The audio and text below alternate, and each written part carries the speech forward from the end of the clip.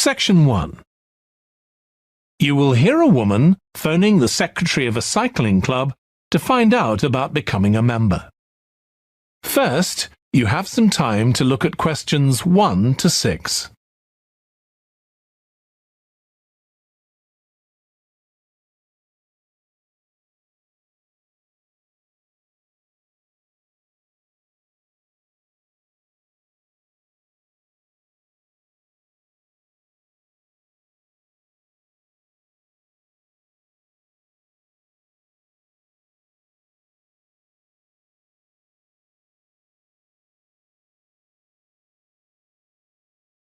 You will see that there is an example that has been done for you. On this occasion only, the conversation relating to this will be played first. Hello, South City Cycling Club. Oh, hi. I want to find out about joining the club. Right, I can help you there. I'm the club secretary and my name's Jim Hunter. Oh, hi, Jim. The club secretary's name is Jim Hunter, so Hunter has been written in the space. Now we shall begin. You should answer the questions as you listen because you will not hear the recording a second time. Listen carefully and answer questions 1 to 6. Hello, South City Cycling Club. Oh, hi. I want to find out about joining the club. Right, I can help you there. I'm the club secretary and my name's Jim Hunter. Oh, hi, Jim. So, are you interested in membership for yourself? That's right. Okay, well, there are basically 2 types of adult membership. If you're pretty serious about cycling, there's the full membership. That costs $260, and that covers you not just for ordinary cycling, but also for races both here in the city and also in other parts of Australia. Right. Well, I'm not really up to that standard. I was more interested in just joining a group to do some cycling in my free time. Sure, that's why most people join. So in that case, you'd be better with the recreational membership. That's $108 if you're over 19 and $95 if you're under. I'm 25. Okay, it's paid quarterly and you can upgrade it later to the full membership if you want to, of course. Now, both types of membership include the club fee of $20. They also provide insurance in case you have an accident, though we hope you won't need that, of course. No. Okay. Well, I'll go with the recreational membership, I think. And that allows me to join in the club activities and so on? That's right. And once you're a member of the club, you're also permitted to wear our kit when you're out cycling. It's green and white. Yes, I've seen cyclists wearing it. So can I buy that at the club? No, it's made to order by a company in Brisbane. You can find them online. They're called Jerry's. That's Jerriz. You can use your membership number to put in an order on their website. Okay. Now, can you tell me a bit about the rides I can do? Sure. So we have training rides pretty well every morning, and they're a really good way of improving your cycling skills as well as your general level of fitness. But they're different levels. Level A is pretty fast. You're looking at about 30 or 35 kilometres an hour. If you can do about 25 kilometres an hour, you'd probably be level B. And then level C are the novices who stay at about 15 kilometres per hour. Right. Well, I reckon I'd be level B. So when are the sessions for that level? There are a couple each week. They're both early morning sessions. There's one on Tuesdays, and for that one you meet at 5:30 a.m, and the meeting point's the stadium. Do you know where that is? Yes, it's quite near my home, in fact. Okay, and how about the other one? That's on Thursdays. It starts at the same time, but they meet at the main gate to the park. Is that the one just past the shopping mall? That's it. Before you hear the rest of the conversation, you have some time to look at questions 7 to 10.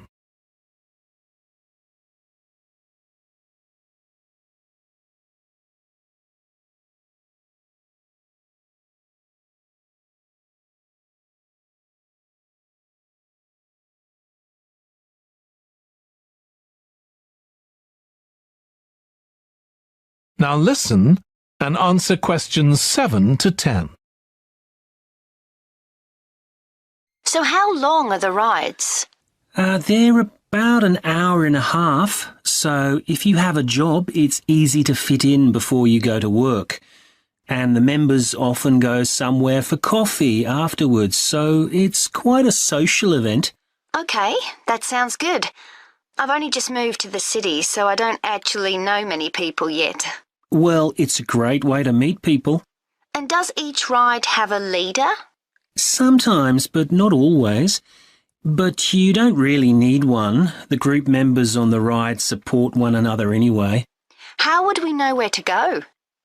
If you check the club website, you'll see that the route for each ride is clearly marked.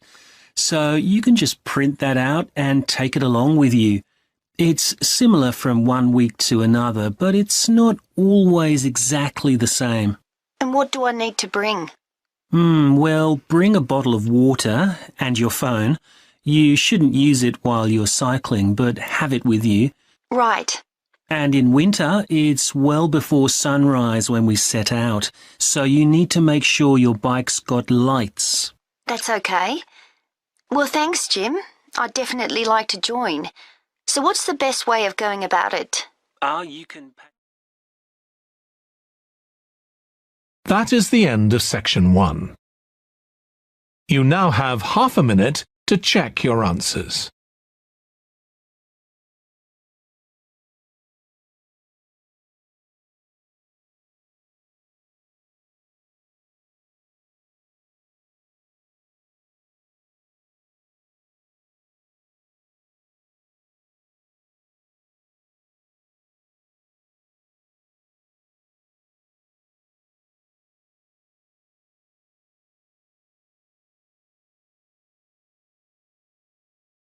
Now turn to section 2. Section 2. You will hear a manager in a company talking to employees about volunteering for charity work. First, you have some time to look at questions 11 to 16.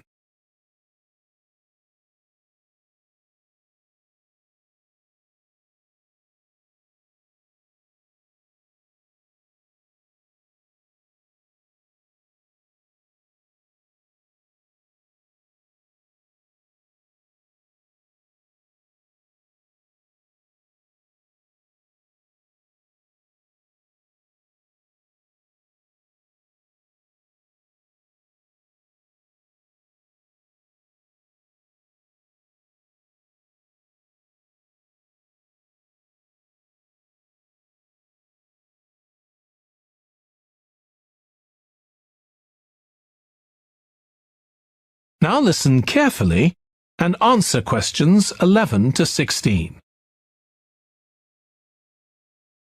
Thanks for coming, everyone. Okay, so this meeting is for new staff and staff who haven't been involved with our volunteering projects yet. So, basically, the idea is that we allow staff to give up some of their work time to help on various charity projects to benefit the local community. We've been doing this for the last 5 years, and it's been very successful. Participating doesn't necessarily involve a huge time commitment. The company will pay for 8 hours of your time. That can be used over 1 or 2 days all at once, or spread over several months throughout the year. There are some staff who enjoy volunteering so much, they also give up their own free time for a couple of hours every week. It's completely up to you. Obviously, Many people will have family commitments and aren't as available as other members of staff. Feedback from staff has been overwhelmingly positive. Because they felt they were doing something really useful, nearly everyone agreed that volunteering made them feel more motivated at work. They also liked building relationships with the people in the local community and felt valued by them. One or two people also said it was a good thing to have on their CVs. One particularly successful project last year was the Get Working project. This was aimed at helping unemployed people in the area get back to work. Our staff were able to help them improve their telephone skills, such as writing down messages and speaking with confidence to potential customers, which they had found quite difficult. This is something many employers look for in job applicants, and something we all do without even thinking about every day at work. We've got an exciting new project starting this year. Up until now, we've mainly focused on projects to do with education and training. And we'll continue with our reading project in schools and our work with local charities. But we've also agreed to help out on a conservation project in Redfern Park. So if any of you fancy being outside and getting your hands dirty, this is the project for you. I also wanted to mention the annual Digital Inclusion Day, which is coming up next month. The aim of this is to help older people keep up with technology. And this year, instead of hosting the event in our own training facility, we're using the ICT suite at Hill College, as it can hold far more people. We've invited over 60 people from the Silver Age Community Center to take part, so we'll need a lot of volunteers to help with this event. If you're interested in taking part, please go to the volunteering section of our website and complete the relevant form. We won't be providing any training for this, but you'll be paired with an experienced volunteer if you've never done it before. By the way, don't forget to tell your manager about any volunteering activities you decide to do. Before you hear the rest of the talk, you have some time to look at questions 17 to 20.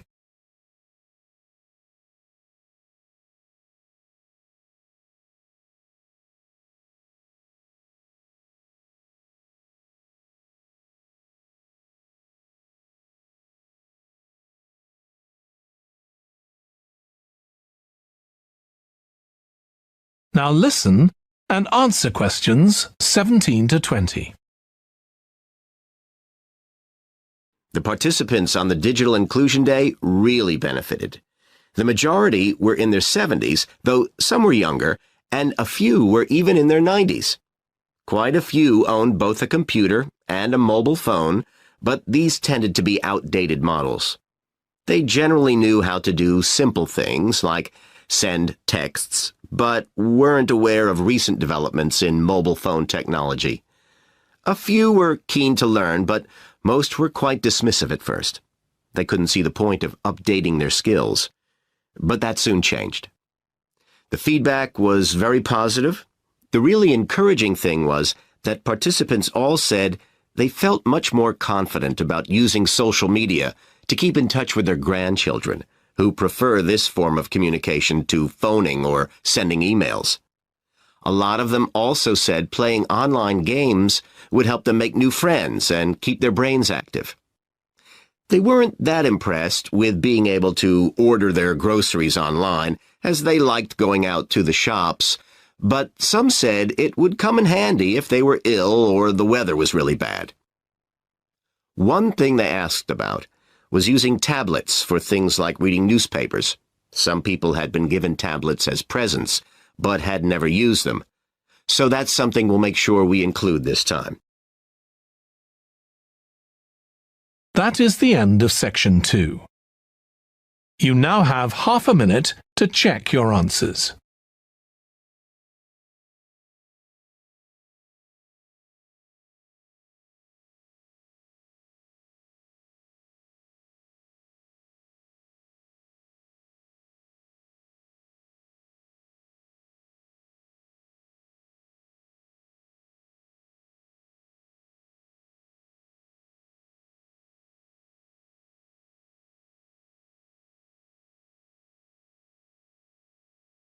Now turn to Section 3.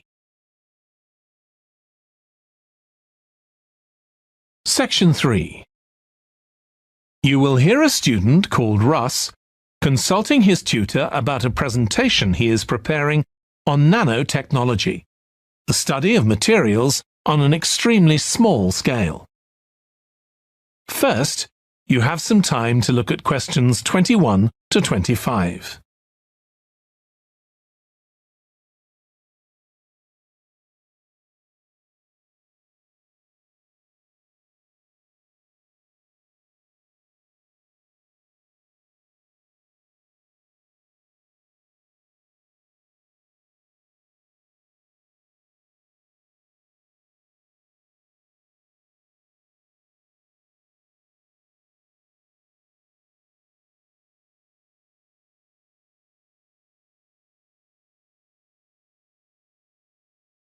Now listen carefully and answer questions 21 to 25.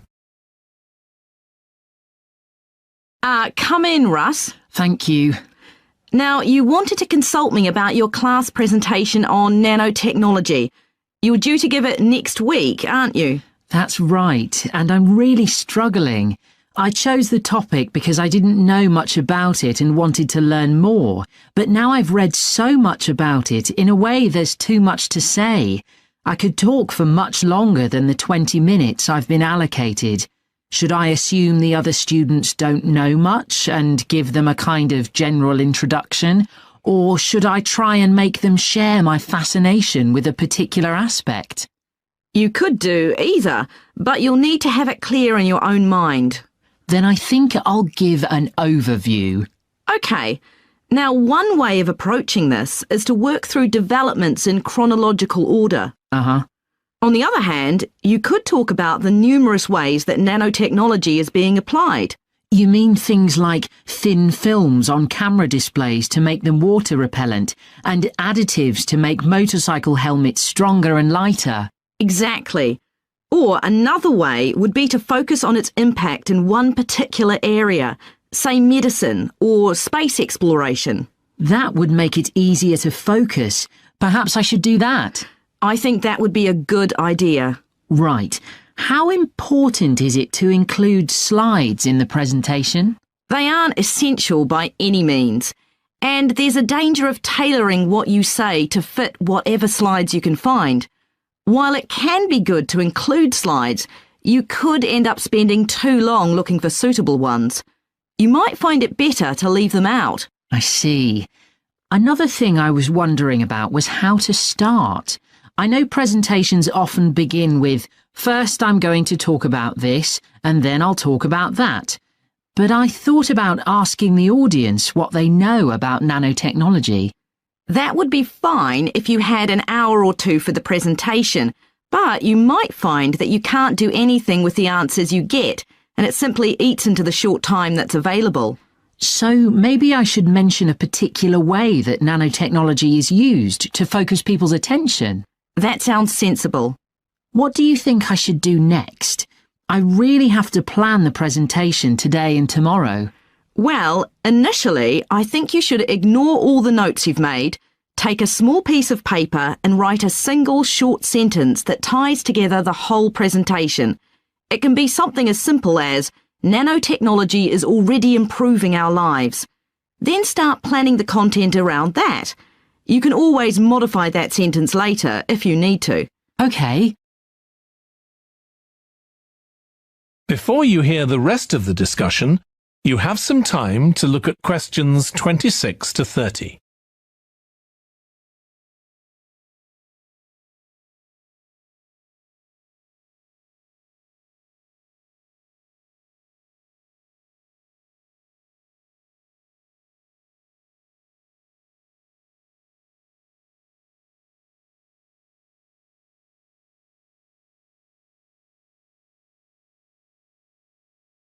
Now listen and answer questions 26 to 30. OK, now let's think about actually giving the presentation. You've only given one before, if I remember correctly, about an experiment you'd been involved in. That's right. It was pretty rubbish. Let's say it was better in some respects than in others. With regard to the structure, I felt that you ended rather abruptly, without rounding it off. Be careful not to do that in next week's presentation. OK. And you made very little eye contact with the audience because you were looking down at your notes most of the time. You need to be looking at the audience and only occasionally glancing at your notes. Your body language was a little odd. Every time you showed a slide, you turned your back on the audience so you could look at it. You should have been looking at your laptop. And you kept scratching your head, so I found myself wondering when you were next going to do that, instead of listening to what you were saying. Oh dear. What did you think of the language? I knew that not everyone was familiar with the subject, so I tried to make it as simple as I could. Yes, that came across. You used a few words that are specific to the field, but you always explained what they meant, so the audience wouldn't have had any difficulty understanding. Uh-huh. I must say, the handouts you prepared were well thought out. They were a good summary of your presentation, which people would have been able to refer to later on, so well done on that. Thank you. Well, I hope that helps you with next week's presentation. Yes, it will. Thanks a lot. I'll look forward to seeing a big improvement then.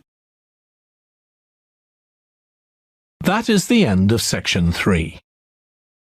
You now have half a minute to check your answers.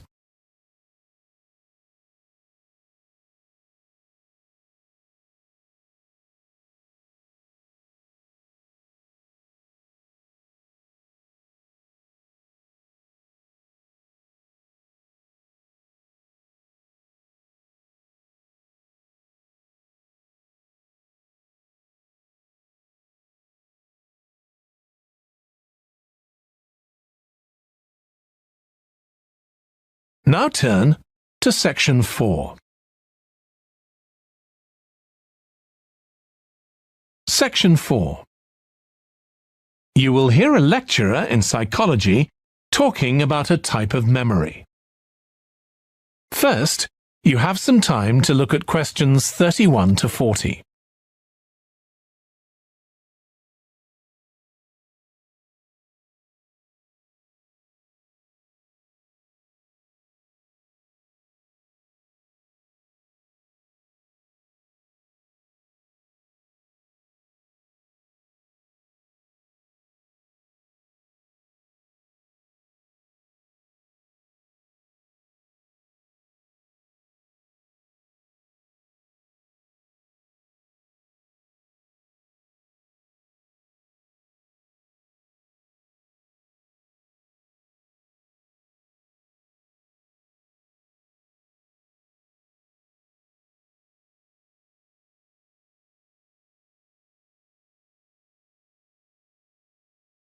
Now listen carefully and answer questions 31 to 40.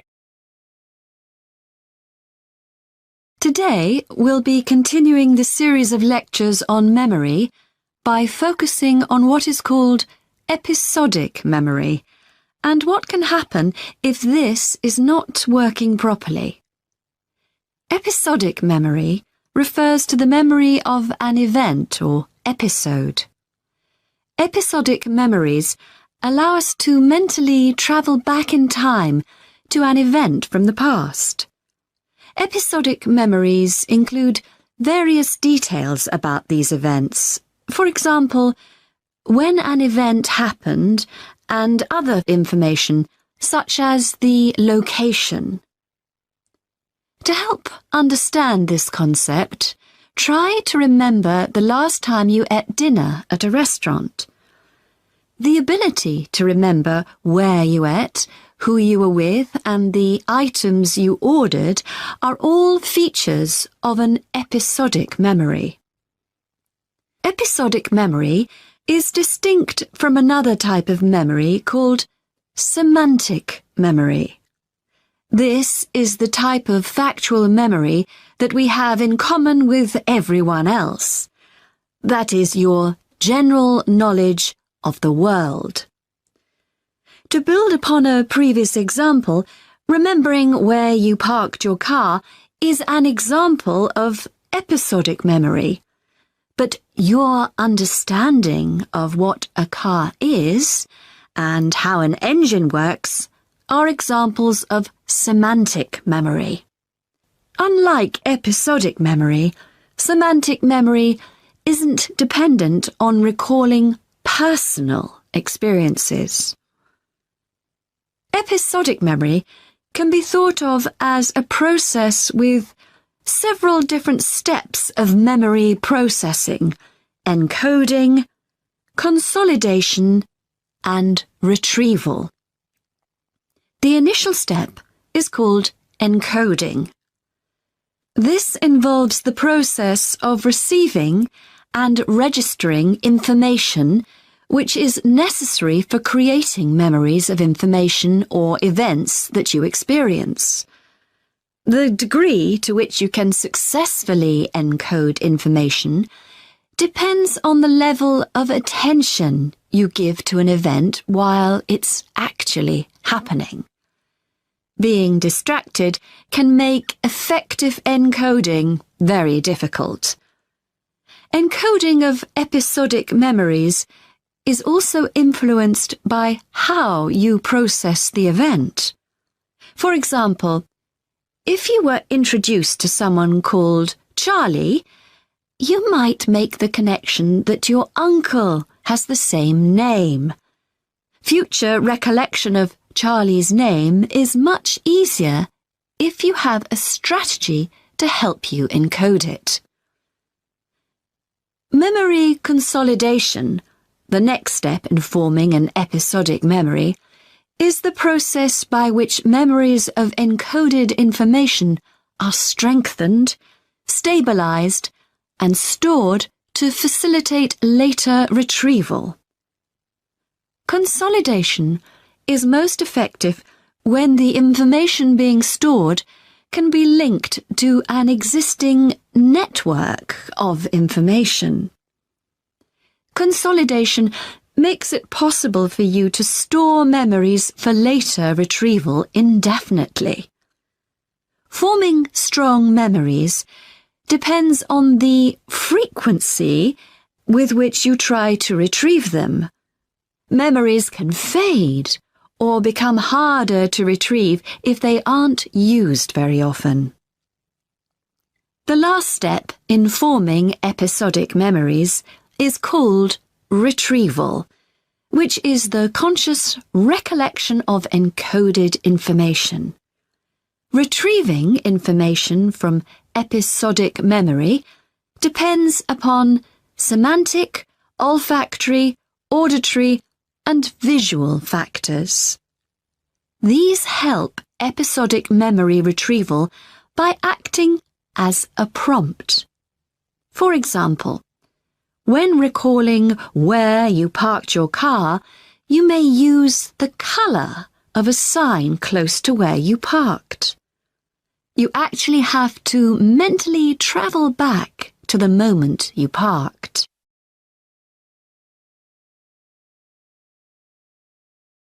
There are a wide range of neurological diseases and conditions that can affect episodic memory. These range from Alzheimer's to schizophrenia to autism. An impairment of episodic memory can have a profound effect on individuals' lives. For example, the symptoms of schizophrenia can be reasonably well controlled by medication. However, patients' episodic memory may still be impaired, and so they are often unable to return to university or work. Recent studies have shown that computer-assisted games designed to keep the brain active can help improve their episodic memory. Episodic memories can help people connect with others, for instance by sharing intimate details about their past, something individuals with autism often have problems with. This may be caused by an absence of a sense of self. This is essential for the storage of episodic memory and has been found to be impaired in children with autism. Research has shown that treatments that improve memory may also have a positive impact on children's social development. One study looked at That is the end of section 4. You now have half a minute to check your answers.